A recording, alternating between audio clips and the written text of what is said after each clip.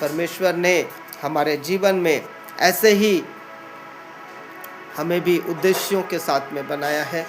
और अगर हम बाइबल पढ़ते हैं तो बाइबल हमारे जीवन के उन 5 उद्देश्यों के विषय में हमें बताती है ना? जिसे आपको स्थिर या संतुलित रखना बेहद ज़रूरी है, ताकि आप परमेश्वर की महिमा में, उसकी उपस्थिति में आप बढ़ने पाएँ। मेरे प्रियो, प्रेरितों के काम के दूसरे अध्याय में है ना, इन उद्देश्यों का जो असर है या फिर उसके कार्यों को हम प्रथम जो विश्वासी हैं, जो पहली शताब्दी के विश्वासी हैं, जो मसीह हैं, उनको हम उन उद्देश्यों पर चलते हुए देखते हैं।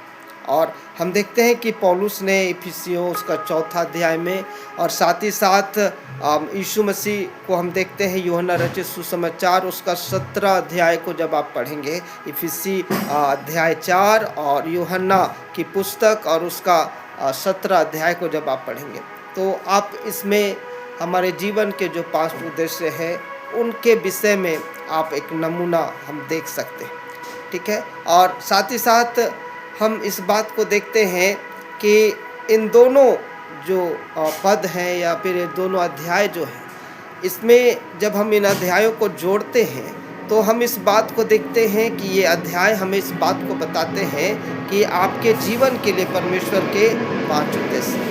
पहला, अपने सारे हृदय से परमेश्वर को प्रेम करें। जो पहला उद्देश्य है, परमेश्वर ये चाहता है कि हम अपने सारे हृदय से परमेश्वर को प्रेम करें, है ना। आपकी जो सृष्टि है, आपकी रचना परमेश्वर की, है ना, प्रसन्नता के लिए, उसकी खुशी के लिए हुई है।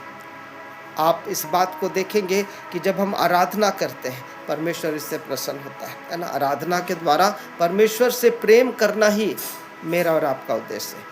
दूसरा जो उद्देश्य है हम जिसे देखते हैं, अपने पड़ोसी से अपने समान प्रेम करने के विषय में, ये हमारी सेवा से जुड़ा हुआ है और ये सेवकाई के विषय में हमें बात करता है। आप सेवा के लिए बनाए गए, आप सेवा करने के लिए आकार दिए गए, हालेलुया, है ना। और वचन हमें इसी बात को बताता है कि सेवकाई के द्वारा हमें दूसरों पर प्रेम को व्यक्त करना ये बहुत ज़रूरी है, ताकि परमेश्वर की जो योजना है, जो आशीषें हैं, वो परमेश्वर तक पहुंच सके। साथ ही साथ हम तीसरा उद्देश्य देखते हैं, कहता है जाओ और चेला बनाओ, शिष्य बनाओ, है ना। आपको एक दूसरे को अगर हम देखें तो आपको एक दूत कार्य सौंपा गया है ना, या फिर एक मिशन के लिए आपको बनाया गया है। इसलिए सुसमाचार का प्रचार और प्रसार के द्वारा हम परमेश्वर के संदेश को, जो प्रेम का संदेश है, हम उसे लोगों तक पहुंचाते हैं। और